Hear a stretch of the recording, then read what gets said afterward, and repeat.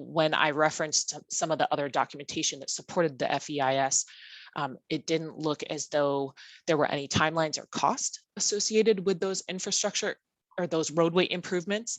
And as if I put myself as a community member in the city of Snoqualmie, and I don't have a clear understanding of the cost burden that is attached to those infrastructure improvements, those roadway improvements, and how they are somehow tied to a development that may or may not be happening in the future, but seeing that I'm going to be the one that covers the burden of that cost, I would be frustrated.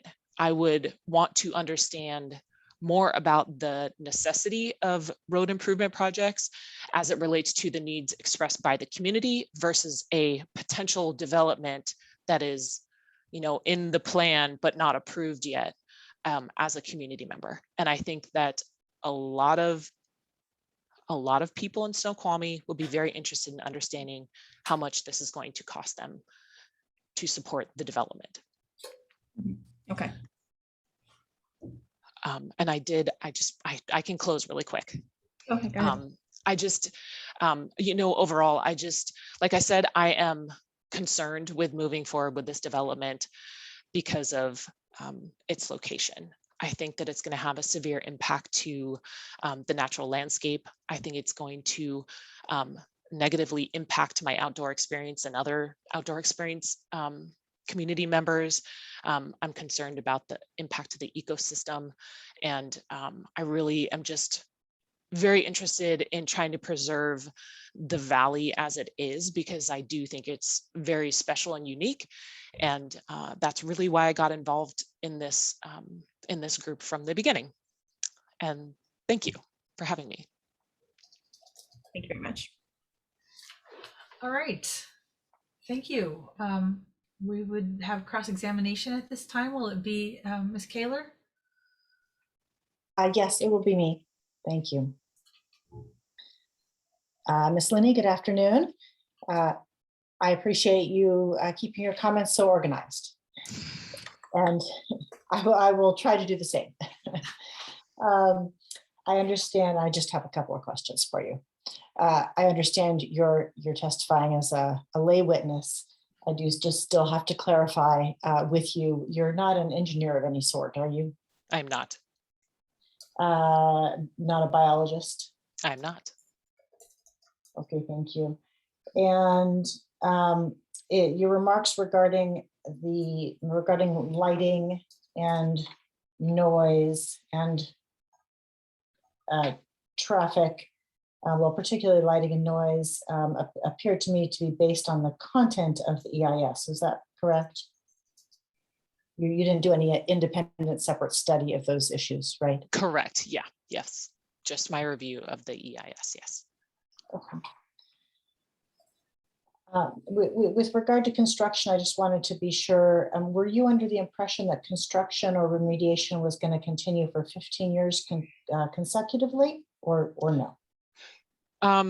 It's a little bit unclear to me. I use just the very broad terminology. Like I said, it was a little confusing between 12 months and 24 months. And because there is a lot of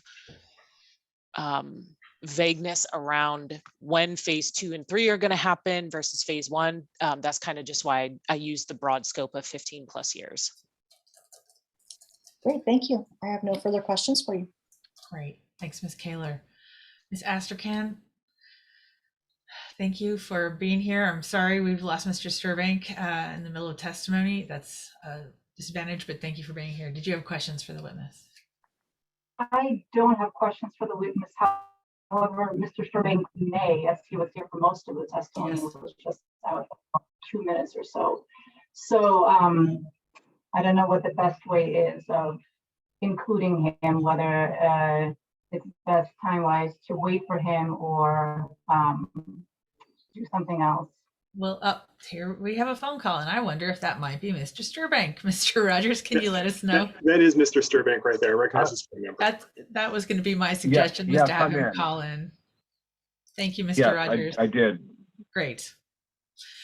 Mr. Sturbank. Let me just tell you, you Okay, did miss is it- about 2 minutes of wrap up testimony, and you missed Ms. Kaler's cross examination. But Ms. Astrachan says you're prepared to do cross examination yourself. Certainly. Yeah, at least I'm going to go from memory since I'm not able to access the notes that I was taking as we were going. But Oh my goodness. I think I'm going to have to do a complete reboot here. We lost power momentarily and internet connection, and everything's slowly coming back. So my apologies and thank you for the indulgence. So should I proceed, Ms. Examiner? Yes. Okay, thank you. Ms. Linney, you mentioned that you live in Fall City, correct? Correct. So approximately, what is that, about 3.5, 4 miles from the site? Yeah. That sounds right. Okay. Yeah. And so it's fair to say you cannot see the site from where you live. Correct. And in fact, it's significantly at a significantly lower elevation. So from Fall City, you would not be able to see the site or lighting from the site. Yeah, that's correct. I would say correct. Yes. Okay. And with respect to, I think you made some statements about people using the river being affected by activities on the site. You're aware, are you not, that boating is of any kind, motorized or unmotorized, is prohibited on the Snoqualmie River below the Meadowbrook Bridge? Oh, I was not aware of that. Yeah, and for the examiner's benefit, it's part of the city's Shoreline Master Program, and it's codified in chapter, I believe it's 1908. I can provide the detailed citation subsequent. Can I ask a I think you question? mentioned Is that appropriate? Is there a question on it's this up to the topic? examiner. Mhm. Yeah. It's okay. Keep going. Okay. Thank you. All right, Mr. and Sherman. you mentioned that from the site, one would be able to see the mill site, correct? I'm you sorry, ask- from Mount Si, one would be able to, I misspoke. From Mount Si, a person could see the Snoqualmie mill site. The top of Mount Si. From the From the top hiking of Mount trails. Si. Yes, the hiking trails. Sorry, I did not clarify Right. that. So you can have hiking trails, the multiple. Okay. Yeah. Right. And so a person from the top of Mount Si could have observed the Weyerhaeuser Snoqualmie mill in operation then, correct? Throughout its 100-year history. Yes. Yes. Right. And can you also see the cities of Snoqualmie and North Bend from that same vantage point? Yes. And down to Issaquah as well, correct? Yes. And I-90 is prominent in the viewscape from Yes. from there, correct? Yep. And one can hear traffic from I-90 up there sometimes, depending on the Yeah. wind. Yeah. If Okay. it's clear enough, yeah. Right. All right. And you were talking about noise and noise related to the park. The park you're describing is adjacent to SR 202, correct? It's across the river. Okay. It's Can you hear? it's on the Fall City side. Right. And you can hear noise from SR 202 from that location, can you not? Absolutely. And likely from your residence, which is also in relatively close proximity to SR 202, correct? Yes. And you work in, I believe, for Cytiva in Issaquah, correct? I work from home. The Issaquah location was closed. Okay. And due to the pandemic? No, the business was shut down and I transitioned Okay. roles. So, okay. And so working from home, then you would not be affected by day-to-day traffic to and from the mill site when developed, correct? I would be if I left my home or went outside.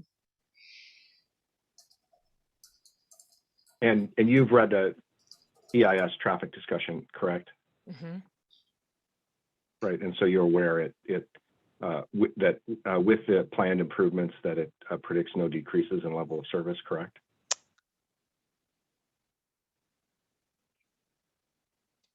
I'm sorry, maybe I don't understand. Decreases level in service? What is that? No, that it predicts no decrease in levels of traffic level of service. I don't remember that statement exactly, but I do know that there were statements made, not that one specifically, there were statements made that there is a belief that the traffic impacts on 202, or there will be no traffic impacts on 202 for the mill site based on some King County input. Am I saying the same thing as you? I think that's part of what the EIS says, correct? Yeah. Okay. And you use 202 if, for example, if you're going to Mount Si or to some of the uses in the recreational uses in the valley that you were describing, correct? Mm-hmm. And for grocery stores and you know, a lot of different personal reasons, food. Right. Okay. So the windiness or the condition of the existing condition of SR 202 doesn't deter you from using it for your daily personal use. Mm-hmm. Okay. Thank you. Ms. Examiner, not being able to access my notes, that is all I have for the moment. If I may, I'm going to try to reboot. So if there's going to be redirect, I would ask just to reserve an opportunity to quickly check. Sure. You think you'll be able to reboot within a couple minutes? I'm going to try right now. Okay.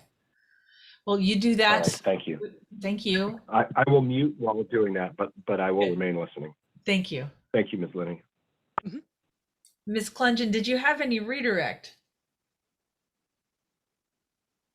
Well, we'll see if I might have more when Mr. Sturbank gets back, but for right now, so he was asking about whether you can see the development from your house, and you said you could not, but I just want to clarify, do you spend time driving through or shopping in Snoqualmie? Absolutely, yes. Do you regularly spend time hiking and recreating in areas where you would be able to see the site? Yes, a lot. Okay. All right. And then just there was a comment about boating not being allowed, but was your comment about boating or inner tubes or swimming? It's a little bit of everything. I would say anybody who enjoys the river. But I did want to clarify, you know, on the map in the DEIS, it was 7 miles of impacted river due to light. And I'm not sure where Meadowbrook fits into that 7 mile. I'd have to pull up a map and do some estimation. So even if kayaks aren't allowed south of Meadowbrook, you still have light impact to everything east of that. Okay. Great. And regarding the no decrease in level of service, I know that gets into, that's probably going to get into traffic testimony. So I don't necessarily think that was appropriate here. But is it you mentioned that there are some traffic issues certain times of year, certain times of day. So there are existing traffic issues that you feel are going to be exacerbated by the development. Would that be accurate? Not Yes. getting a level of service? Okay. Yes. All right. Okay. All right. Other than that, I don't have any redirect. We'll see if Mr. Sturbank gets his notes back. Yep. Let's take a quick pause here. I don't know if we should use this as a chance to stand up. I'm always in favor of standing. So let's just take, it's 4:46. Let's wait until 4:50 to see if he comes back on. Okay. All right. Okay. We can, if you can, Mr. Rogers, pause the recording. That would be great. Thank you very much. Mr. Sturbank has been able to rejoin us. Sir, did you have other questions for this witness? Thank you, Ms. Examiner. Just a couple. Ms. Linney, I believe you said something to the effect about the more cars on the road, the more it is unsafe. You're not offering an opinion as a traffic expert, are you? No. No. Okay. And so you don't have any data or authorities to support that statement? No authority. Okay, thank you. And with respect to the 13 road improvement projects mentioned in the EIS, have you looked into the city's 6-year traffic improvement program or capital improvement program to look into timelines associated with the improvements? I don't remember. I remember seeing that it was, an apology, 6 or 10. I thought it was 10, but maybe that was an older one. I remember seeing the list. I don't remember seeing individual timelines for each project, each transportation improvement project, but I have seen the list, the STIP, I think. Yes. Yeah. And are you familiar with a staff report for the PCI plan for the Yes. plan? Yes. And so you're familiar with the condition language that recommends tying completion of some of those road improvement projects to planning areas 2 and 3 of the PCI plan? Yes, I knew that those relationships existed. Okay. Thank you for your patience with my technical difficulties, everyone. And Ms. Examiner, I don't have any further questions. Great. Thank you very much, Mr. Sturbank. Ms. Clengen, just checking whether there was any redirect from that.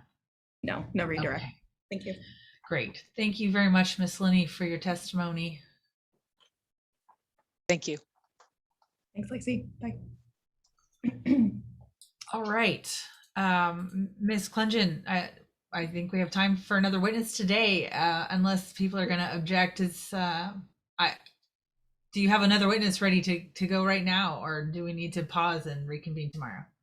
I would opt for pausing and reconvening tomorrow if everybody is okay with that.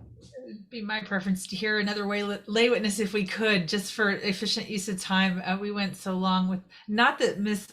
Jenkins' testimony wasn't relevant, it was, but we had 4 that we wanted to hear from today. We've only gotten through 2. Do you have anybody who's present who could go forward? Let me check. Is Mr. Erland available? Could he be brought over as a witness? Mr. Erland is listed as an attendee. Okay. Mr. Monroe, could you please promote Harold Erland?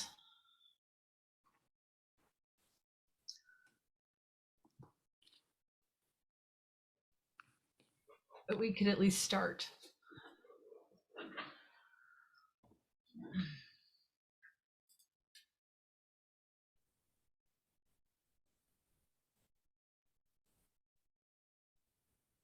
I think you should be able to unmute and video share, Mr. Erland.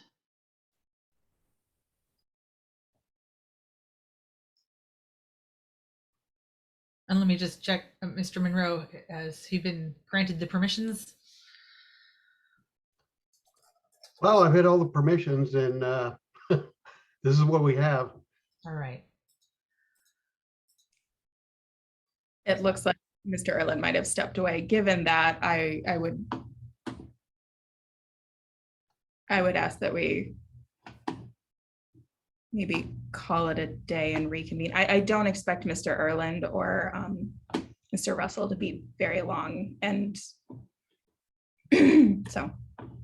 Is Mr. Russell in attendance? Could he speak today? I don't see him in the list. He was I an do see attendee a moment ago.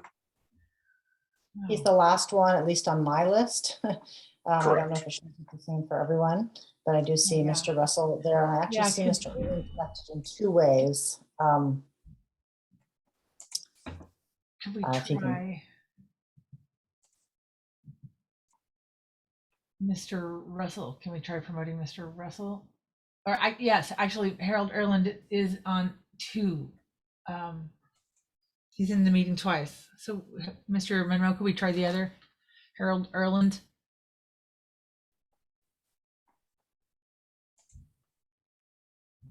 Sorry, Ms. Clengen, I just really want to make use of the time if we can. I understand.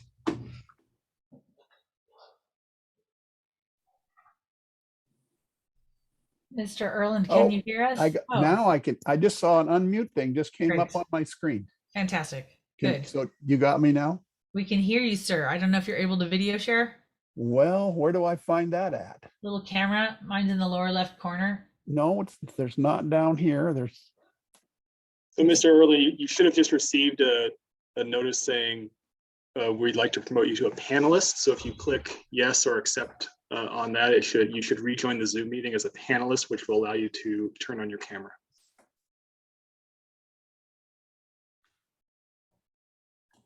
do I have anything now? I can hear you. You In the can hear lower me. left corner of your screen, there should be a start video. Oh, start video. There it is. Oh, great. Oops. Excellent. Thank you so much for sticking around, sir. Thank you for being available for testimony. Let's have you just real quickly state and spell your name for this record and then allow me to swear you in. It's Harold Erland II. HAROLD, capital Roman numeral 2. Great. May I have you raise your right hand, sir? Do you swear or affirm your testimony will be true? If so, please say I do. I do. Thank you so much. Ms. Clengen, please go ahead. Thank you. All right. Good afternoon, Mr. Erland. Good afternoon. All right. Let's dive in here. So let's start with, could you give just a little background about your, your experience with the site and the area? Well, I've lived here my entire life. I was born at the hospital on the site. My mother, my grandmother, and my aunt worked at the mill in 1942, 43 during the war. My mother worked there until my father came home on leave one time and took her away. But so that I even actually worked there once for a week, 2 weeks actually. But that was my sum total that I've worked there. I knew a lot of people that worked there, and I'm familiar with the site. Okay. And do you live nearby? Yeah, I live in North Bend. North Bend. Okay. And do you still go to the area frequently? Yes, my wife used to live across the street. The King County property that's on the northwest corner, where the trail, where they're going to have a trailhead someday, one of these days soon. I'm volunteering over there to help get that place shape. So do that. I'm wildlife biologist. I've been studying the elk for 14 years here. The city was one of the funders of the research project. So most of the people in the city know me and know that this research project's been going on. Also, Radke Associates know that they could have all my GPS data. Also, I know Ken Radke well. Actually, Ken Radke was my advisor at the University of Washington, one of my advisors. Can you tell us a little bit about your data and what you're studying with the elk? Population, how many there are in the valley. We study the population, we study the home ranges, we study their movements. So we have home ranges on approximately 68 elk in the Snoqualmie Valley. I've probably caught and collared, I don't know, a lot. I've caught over 100 elk. We've got at least 68 with collars, so had collars at one time or another. So that information's available to anybody that needs that kind of what and where the elk go. I mentioned the other day, and Mr. Sherbank said he didn't think the elk utilized the position of the 8 elk positions pictures that I sent with my stuff to this city and to you. 4 of those elk use pretty much the entire site. They go through the entire site, and even Ken Radke and the associates actually mentioned that they probably do utilize the whole site, especially at night. Of course, in the daytime, there's people around, and they're not going to go around there when there's people around at those businesses that are there. But at night, they use the site, and they use it extensively. And I bird a lot. I noticed the EIS said that they'd been out there checking and there were 37 species of wildlife that they had found, birds and mostly birds. And I've documented 41 species of birds, either adjacent to or on the site. I've also seen 3 other species, and there's an additional 10 that are common regular species of birds in that area.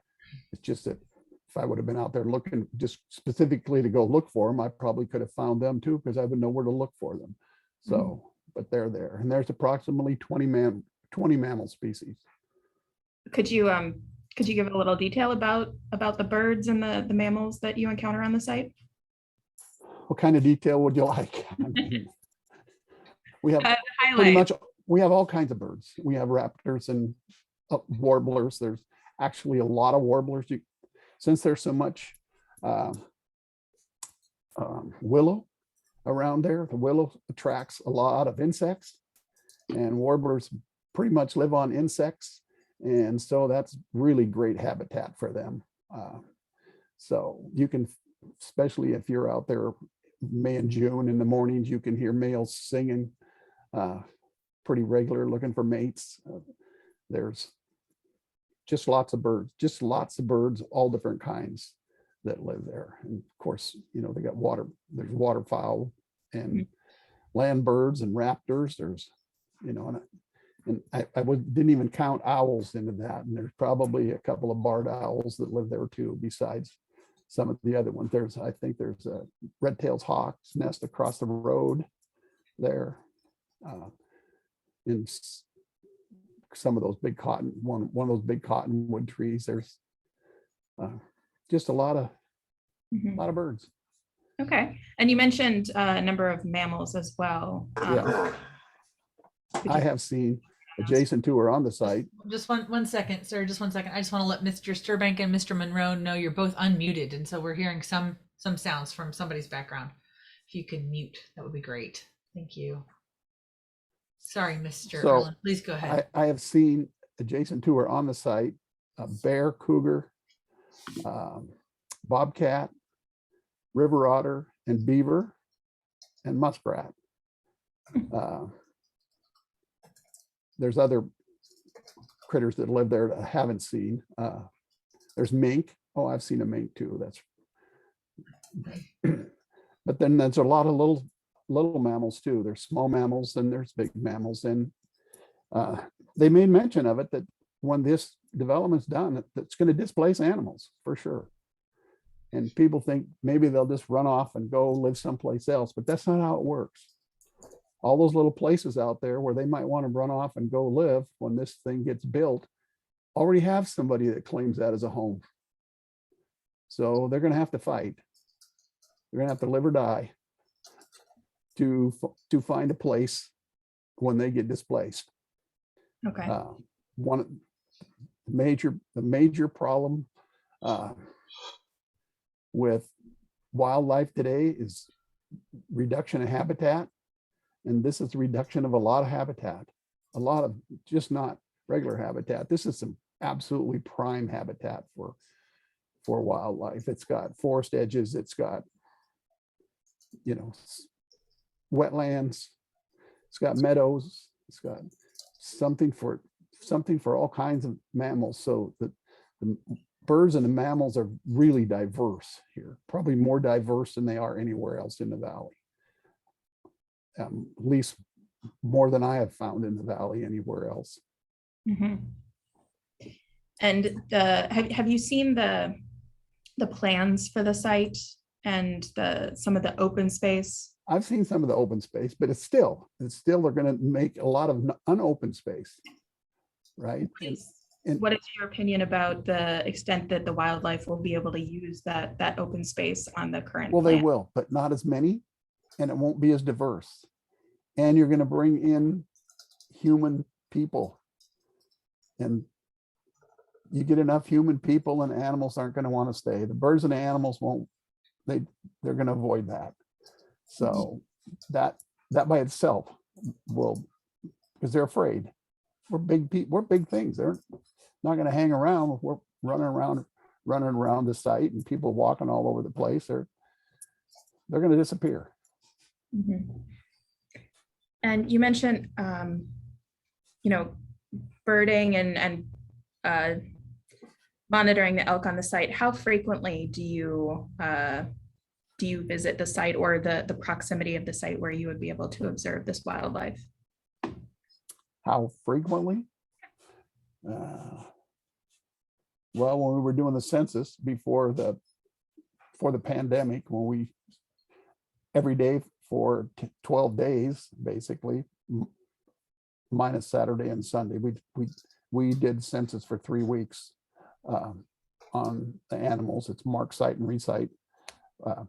And the way you get it is you count all the animals, you count how many of them have collars, and you know how many that you have collars. So you take that percentage, the percentage of the ones that you see that have collars, and that's probably the percentage of the ones that don't have collars also. So, and it's a pretty accurate. There's probably between 400 and 500 elk in the upper Snoqualmie Valley, and it's their home. They like it here. And we displace them off of that site. They're going to the neighbor's house. You're going to put them over to somebody else that doesn't have them now, maybe doesn't want them. Right now, they haven't been a problem there. So it will be a problem because they will continue to probably use the site. They'll continue to probably move through there, and there will be more vehicle elk collisions. I'm currently on a task force with the city to try and alleviate some of that if we can. That was one of the goals we had when we started the elk management group. So was public safety, property protection, and those kinds of things. It'd be hard to landscape that because if the elk do come around, they're pretty good at eating landscape. They like landscape. They like hanging baskets too. They'll come up on the porch and eat those out of hanging baskets or whatever. Mhm. And then, so in your opinion, have the impacts to wildlife been adequately addressed in the EIS? Well, I guess as good as you could address them if you're going to build a big mall. So I mean, your position, I don't there think will be adverse impacts to wildlife on there the will be adverse effects to wildlife. And Radke said that. I mean, if you're going to build and put in a mall, you're going to affect the wildlife. I mean, there will be adverse effects. Are there ways to mitigate those effects? Sure, they could make new habitat someplace else close for them. Buy a piece of ground and put that kind of habitat in it, or acquire some ground that somebody else doesn't want, because a lot of that kind of property, because of the wetlands and everything else, is not buildable. So you see what's there. There's meadows, there's open space, there's trees, there's water, there's all kinds of habitats. It's probably, and it's one of the most diverse sites that we have in the whole Upper Valley. I mean, the Meadowbrook comes close, but doesn't quite have the same appeal. And right now, there's more people in the Meadowbrook, so there's probably not as many critters there. That they like it over there, where there's businesses and those people are there every day, but there's not big, huge influxes of people. Like, if you go over to the Meadowbrook, there's tons of people walking all the trails, and they're putting more trails in over there. And those trails over there, the new trails they put in, they're going to affect the wildlife there too. So, okay, all right. And then are there we identified your testimony related to wildlife and wetlands, but are there any other points that you'd like to make before concluding? no, I just don't want to see that much habitat gone. And it's just a lot of habitat, and it's one of the major declines in the bird population shrinking by the millions every year.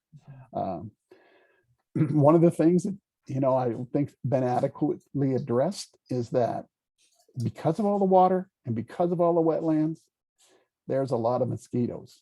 And they made reference that they would have to use pesticides, maybe in some herbicides and some other things on the site. Those kinds of things never go good around water or wildlife. I mean, if you kill all the mosquitoes, then the birds have nothing to eat. One bat eats about 50,000 mosquitoes a night, and a swallow does the same thing during the day. They eat a lot of mosquitoes. They eat a lot of bugs, and so you're just taking food away from them. You put them all in, then you're going to have problems with rats. They're going to move in too. There's probably not a lot of Norway rats that live around there right now. I mean, there's probably a few, but they have Western wood rats that are there, and they're native, and they're not a problem rat unless they can get into your shop and steal your tools and leave you other mementos. They're pack rats too. Western wood rats, a pack rat. So, and when you got rodent problems, then you're going to have poison boxes. I was down in Renton last fall. They had a burrowing owl there that had somehow showed up at Renton down by the Boeing plant. And I noticed several all along the wall. There were rodent boxes every so often. And I noticed the number on one of them was 1,065. So I'm sure that's how they number them, so they know all these ones that they have to take care of, because Boeing has a lot of big plants and they have probably somebody that takes care of that. Well, the rodents eat that stuff, and then the animals eat them and the animals die, or the birds. And that's just another problem. And if you got mosquitoes, they're not going to want mosquitoes around there. They're going to want to spray for them. They're going to want to do something to get rid of them, because there are a lot over there, I can tell you. And you ask how often I visit the site. I'm at least probably once a week I'm over there. Okay. So, along the road that goes to the site, on one of the roads, I'm there. I come in from one side or another. And so, yeah, at least once a week I'm next to the site or on the site. Okay. Okay. Well, thank you very much, Mr. Erland. Those were all my questions. Thank you. Let me check and see if there's cross-examination from applicant counsel. This is Courtney Kaler. I just have a couple questions for you, Mr. Erland. In light of the time here, I'm going to keep it brief. So good afternoon. I'm Courtney Kaler, representing the applicant. Appreciate hearing your testimony this afternoon. And I just had a couple minor items to clarify from you. You'd indicated that you have you've done some work tracking the elk, correct? Yes. And they use areas other than this site right now? The what? Do they use some areas other than this site right now? Well, they use the whole valley. Elk use the whole valley. The elk that I sent the data on, there's 8 different elk that I sent the valley on. Those represent groups of 8 to 15 elk, and that can vary. And there's other elk other than ones we have collared that probably use the area too, but who knows what, they move around. But some of them have a pretty close home range to that area. They live basically in that area around the mill pond, the island on the mill pond, along the river, up on the hill above the site, up on the Lee Seas property.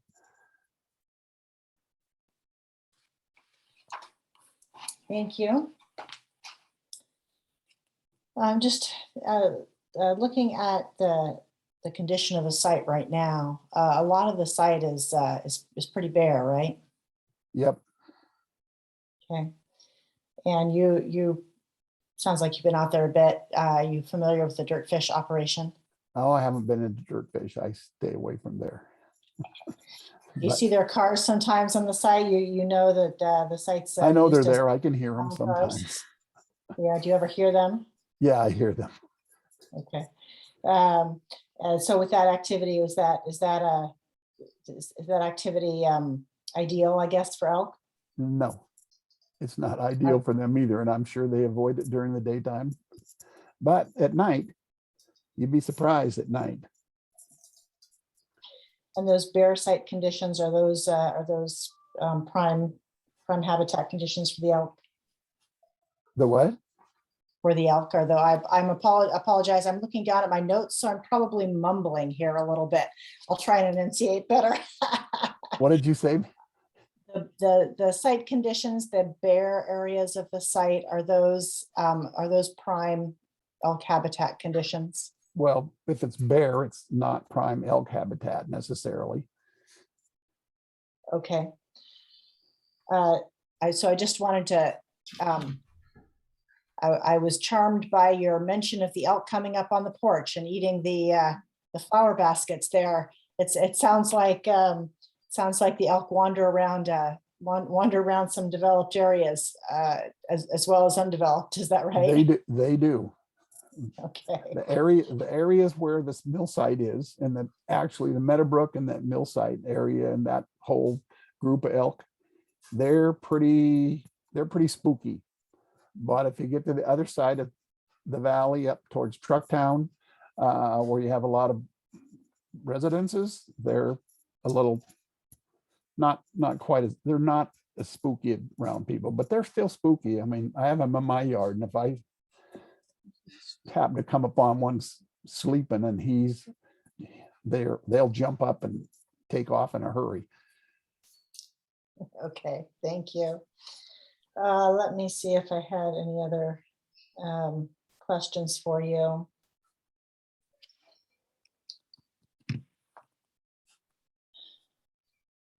I don't think I have any other questions. Thank you so much.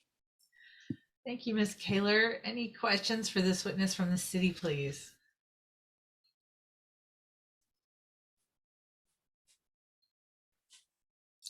Sorry, I started to speak without unmuting. Thank you. Mr. Monroe, am I able to screen share?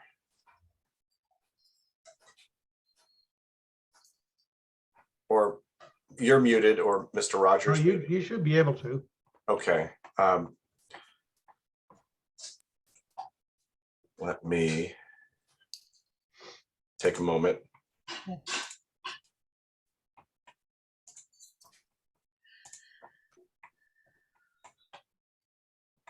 All right. Mr. Erland, are you able to see the screen, my screen? Yeah, I can see your screen. Okay. And do these blue, do you recognize this as one of the Yeah. slides in the PowerPoint that you Yep. have already provided the city? Okay. And are these, because they were not labeled, and I know your comments addressed Right. elk and birds and other wildlife, are these elk data These are, points? yeah, these are positions of one elk. Okay. That's one group of elk. And this is one of those groups that kind of stays on the periphery. Don't ask me why, but. Right. And so just so that everyone's clear, that the area in the very center Is the mill pond. is the mill Right, site. it's the site. Right. Okay. And similarly, I'm going to scroll down. Let me just note for the record, Mr. Sturbank, Mr. Erland's PowerPoint presentation is in the record at Exhibit 3A of the permit hearing. All right. Thank you, Ms. Examiner, and I will refer to it that way. And so, Mr. Erland, then again, I will try to make this blow this up so that it's obviously visible. So again, this is one of your slides in Exhibit A, or 3A, I'm sorry. And This is one that doesn't spend very much time around the site. If you Right. notice the big group right there on where that one big group is. Yeah, and just for the record, I'm sorry, Mr. Irwin. So That's the county property that's on the northwest corner of the site. thank you. I was going to ask you that question, so thanks for anticipating it. And just so that the record is clear, since we are all looking at the slide, but there'll be a transcript later, we are in the lower right-hand corner, the southeast portion of this slide, which is a map and looking immediately north of Borst Lake. Have I described that right, Mr. Irwin? Yes. Okay, thank you. The mill site is basically between Borst Lake and where that large group of elk is, right? Okay, there. thank you. That group of elk calves right there. Okay, and Ms. Kaler was asking you some question about how elk move around and how they respond to development. Did elk use the mill site when Weyerhaeuser was operating the mill? You were growing up there for some portion We of the time. didn't have elk. Okay. And Elk disappeared from the Snoqualmie Valley around turn of the 19th century. okay, Around 1900, the last elk were gone. The westward expansion of settlers had pretty much annihilated elk in the entire West. If it hadn't been for Theodore Roosevelt and Yellowstone National Park, there probably would be no elk today anywhere in the United States. and so at the time you were growing up in Snoqualmie, do you recall the population in Snoqualmie about 1,500, 2,000 people? Does that sound about right? Snoqualmie? Yes. Yeah. They were North Bend and Snoqualmie both had about 1,000. Okay, so 2,000 people collectively, and now probably 20, 21,000 in the valley. Sounds about right. Oh, I don't know. There's that much in Snoqualmie, isn't there? Well, Pretty I think, close. yeah, for the record, and I'm estimating, I think the current population in Snoqualmie is 14,500 or so, and about another 7,500 in North Bend. Does that sound right to you? Yeah. Right. Okay. Something like that. And All right. And North Bend's plans to be built out with every available lot built out by something like 2028. Okay. But just comparatively, then the population of the elk is significantly greater now than when you were growing up, when the population was a lot right. less. And they weren't transplanted here. They came in on their own. Okay.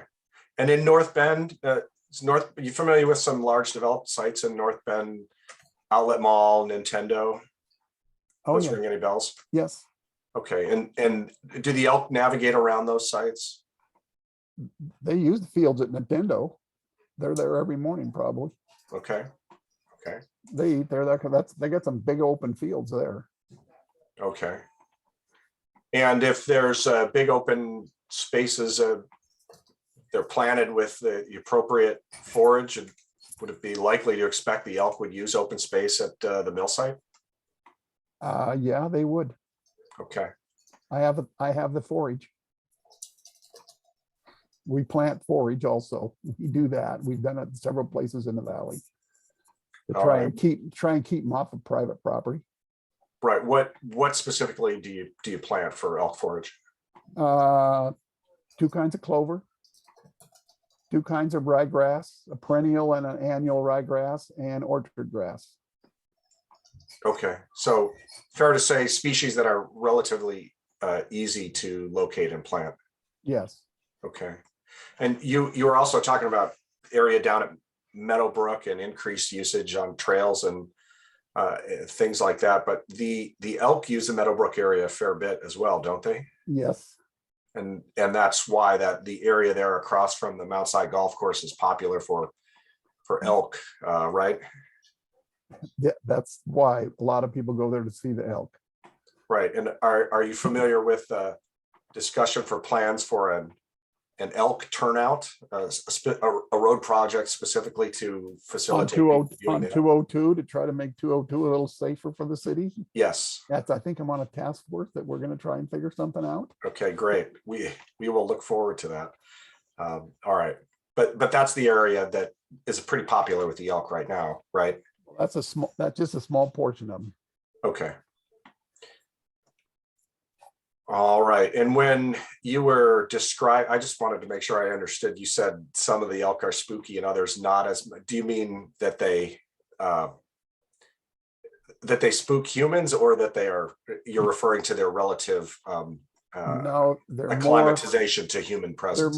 they're more acclimated to humans than the elk in the Meadowbrook or the elk over on the mill side. They're Okay. wilder elk. And Is that, do you think, because they encounter humans more often around Trucktown and North Bend?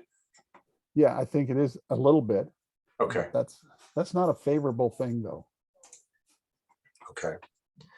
And, I appreciate your historic perspective.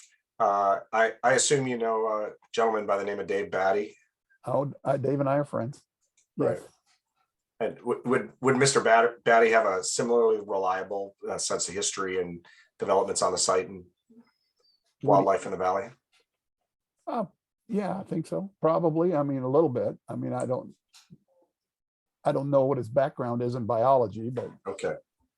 we have some difference of opinion on the elk, but. Okay. But Thank you very much. I appreciate your time at the end of the day. And Ms. Examiner, I don't have any further questions. Just one other little point I would put in. When I was born in the largest city in the Snoqualmie Valley, and that was Snoqualmie Falls. And that is that site. Wow. Right. Thank Ms. you very Clengen? much. Ms. Clengen, any redirect for this witness? No, no redirect. All Thank you. right.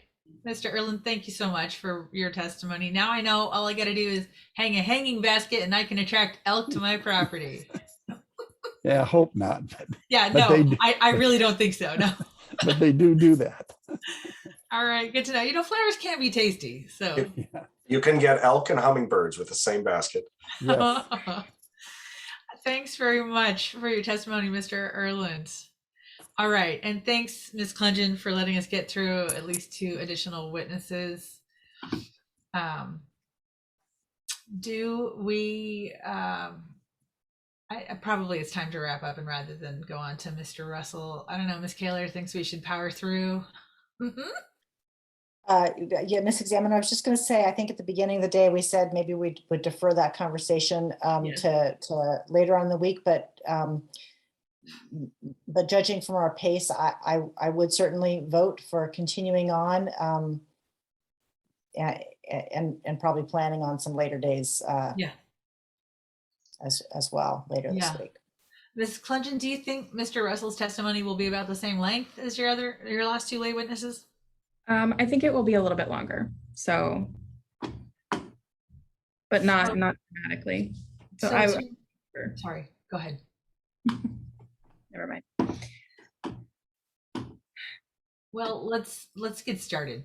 If Mr. Russell is here, Mr. Monroe, could you please promote Mr. Wayne Russell to panelist?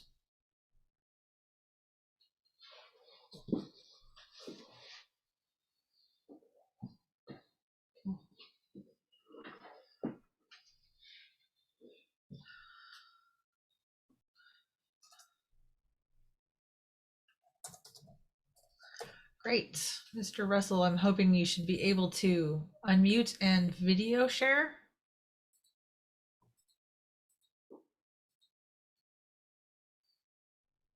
And again, you have to accept the promotion. There's a pop-up that says accept the promotion.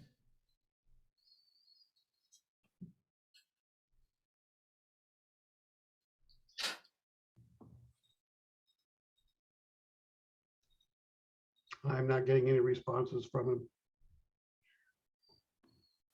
him.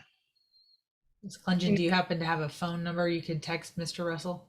I do. I also know that he had some concerns today about connection from where he was. So we might be dealing with some technical difficulties in connection. So one moment.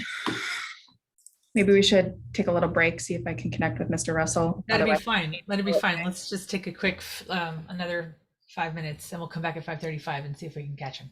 Okay. All right. Thank you, Mr. Thank you very much, Mr. Monroe. And we'll just restate what Mr. Sturbank just said before we began the recording, if you would, Mr. Sturbank. Oh, certainly for the record, I just indicated that these PowerPoint slides about which Mr. Erlin was testifying in response to my questions on cross-examination were slides 4 and 11 of Exhibit 3A to the PCI plan hearing. Thank you very much. All right, with regard to scheduling for tomorrow, at the top of the day today, or earlier before testimony today, we agreed that the order tomorrow would be Mr. Jack, Mr. Hill, and then Dr. Cook. And now the proposal is to put Mr. Russell at the end of that day. Assuming we got through that business, would Mr. Norris and Mr. Jardowski be Wednesday morning? Oh, hold on one sec. Sure. I believe we'd like to have Mr. Norris go tomorrow. So with that number of witnesses tomorrow, it's either going to be a very late day or our testimony will be a little bit briefer than today's testimony was. And again, not casting aspersions on Mr. Jenkins' testimony, Ms. Jenkins' testimony. She went first. We had a lot of business to clean up, but just checking in with you, Ms. Clengen, how long you anticipate those witnesses' testimonies to be? Of those tomorrow, I would say the longer ones where I would budget maybe 2 hours would be Ms. Cook and Mr. Norris for the traffic. I'd say probably 2 hours apiece. And then the other ones for Richard Jack, maybe 45 minutes. I'm not sure. Mr. Brickland can maybe speak to Mr. Hill. Mr. Hill's probably about that too, 45 minutes. Mm-hmm. And then Mr. Russell's testimony you said was going to be longer than Mr. Erland? But not dramatically. I would probably put that in the 30 to 45 minute category. With cross-examination, that's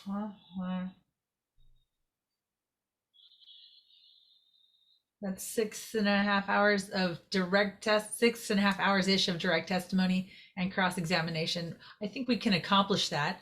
We just have to be aggressive and stay long.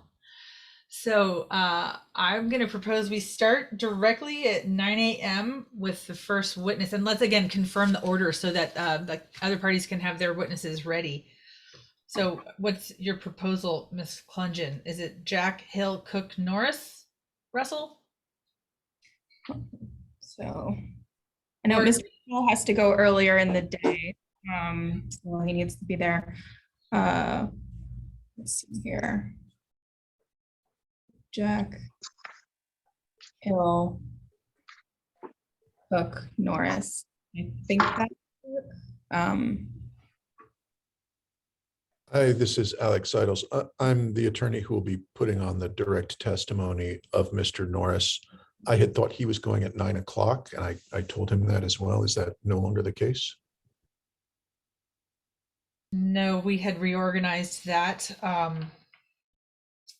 earlier at a request for the, I believe it was the applicant's witness needs to be present for the testimony of Mr. Jack, I think. And so we moved Mr. Jack to the top, is that right? Or was it Mr. Hill? Yes, we moved Mr. Jack to the first witness of the day, and then Dr. Cook as well, to the extent she's going to discuss contamination. It sounded like maybe she may have some contamination testimony. We just wanted to be sure that she got in tomorrow as well. Okay, Mr. Seidels, are you aware? Oh, Mr. Brooklyn? Mr. Hill also has a conflict in the afternoon, so we wanted to get Mr. Hill has to be before 2. And you said on Ms. Kaler regarding Ms. Cook's testimony, is it anytime tomorrow okay, or she needs to be earlier for your witness to listen on the hazardous issues? Actually, it's Ms. Correa who needs to be present for her testimony with regard to hazardous contamination, and then also for Mr. Jack's testimony.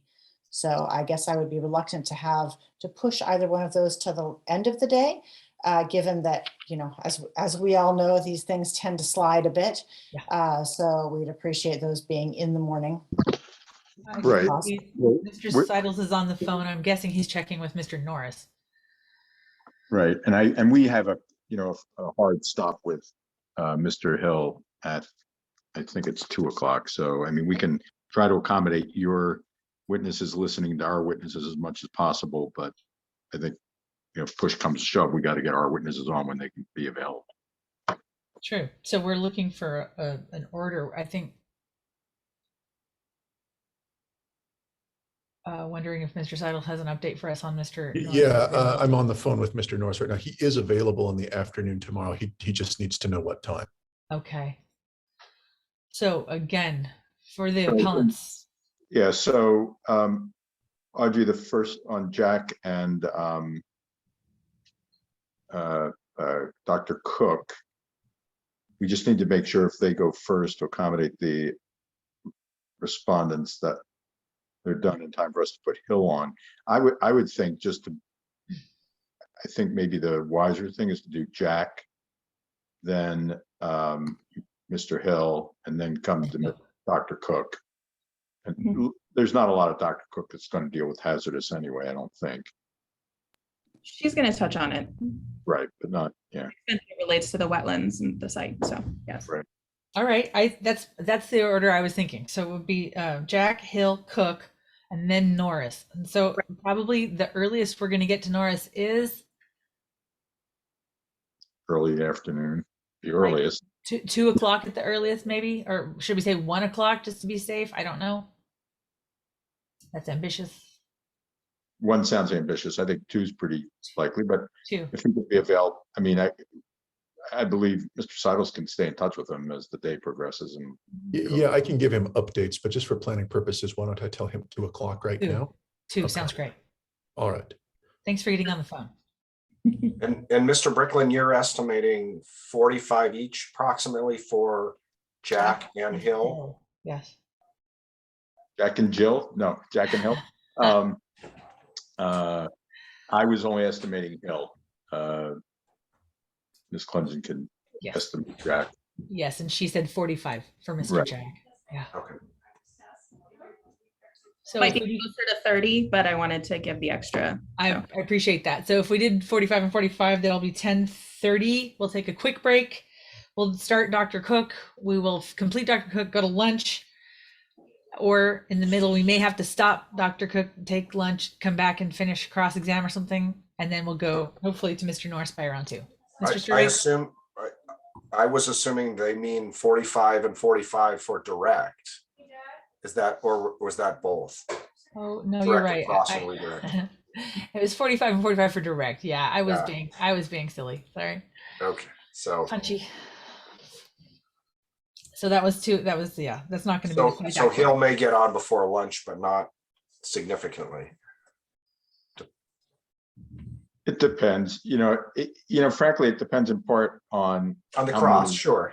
on cross and objections during direct. One thing I wanted to suggest for tomorrow is that they said, well, we feel like we need to make our objections for the record, but I don't think you do. I think just, with regard to foundation, and you can pursue your foundation questions on cross-examination.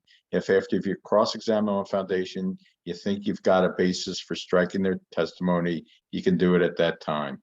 And I don't think you have to interrupt and delay the proceedings by constantly interrupting the direct examination on foundation grounds. Without the use of the word constantly, what do you think of that as a proposal? Because I do feel like it would be efficient. Does that meet your needs? Would you prefer to make a one statement objection to note the time in the testimony, say objection foundation or objection whatever, and have it noted in the testimony? I don't know. It largely depends on the opinion being offered and the degree to which it is entirely speculative, as were some of the first things that led us down that path. If it's just basic stuff about somebody needs to walk through the foundation and the documents that are part of the EIS, that's more easily dealt with on cross. I take Mr. Brickland's point, but would say that it goes both ways, and I'll leave it at that. Ms. Kaler?